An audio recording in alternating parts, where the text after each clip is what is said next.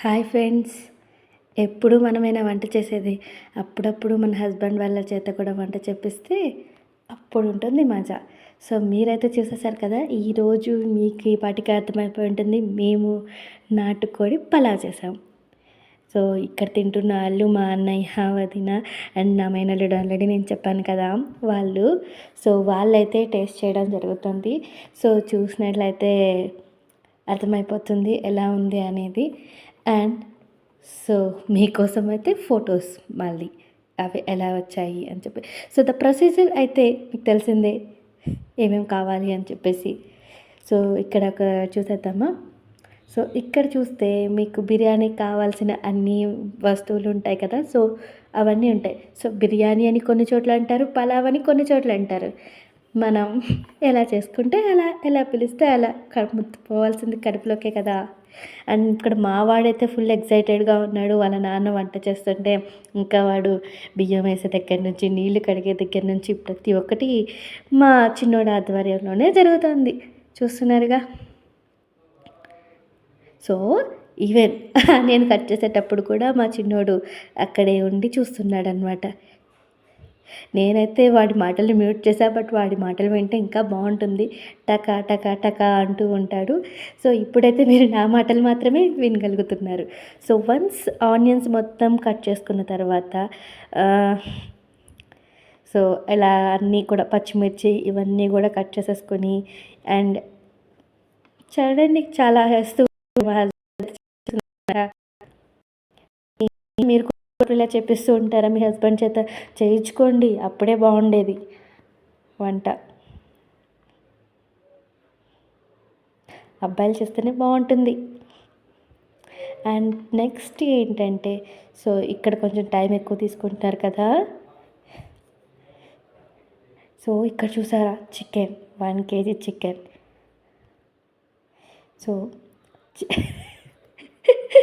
చూసారా, మధ్యలో ఈ ఫోటోకి వీడియో కోసం అని చెప్పేసి ట్రై చేస్తూ కింద కూడా పడేశారు. సో ఇలా ఉంటుందండి అప్పుడప్పుడు. అదే మనం ఏదైనా చిన్న మిస్టేక్ చేస్తే అని పడిపోతారు. అదే వాళ్ళు చేస్తే మాత్రం నో ఇష్యూస్. సో ఆ చికెన్ని కడిగేసి, సో స్టవ్ ఆన్ చేసేసి ఆ చికెన్ కడిగేసి స్టవ్ ఆన్ చేసేసి, so oil, so he is applying 3 to 4 tablespoons of oil, and after that నెయ్యి కూడా యాడ్ చేస్తారు. సో నెయ్యి కూడా చూడొచ్చు మీరు ఇక్కడ. Yeah, so I think 1 or 2 tablespoons of ghee is enough. So అదంతా అయిపోయాక అన్నీ వేసి మన సార్ గారు చేస్తూ ఉంటారు. ఈ కోల్డ్ టైంలో, ఈ సీజన్లో అప్పుడప్పుడు ఇలా మన ఇంట్లో వేడి వేడిగా చేసుకుంటే ఎంత బాగుంటుందో కదా.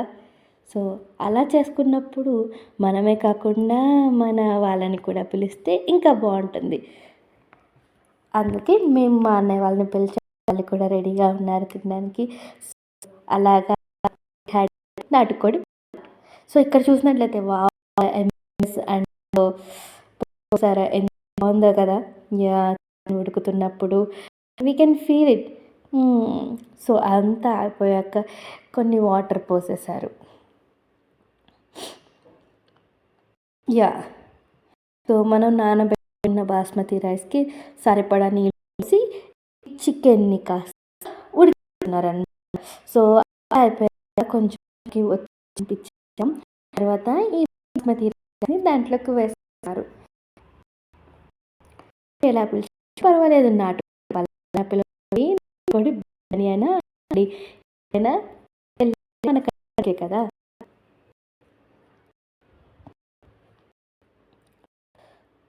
మధ్యలో వేసారని నేను మర్చిపోయాను, కొత్తిమీర, పుదీనా ఇలా కొన్ని అప్పారు, నేను తీయడం మర్చిపోయారు.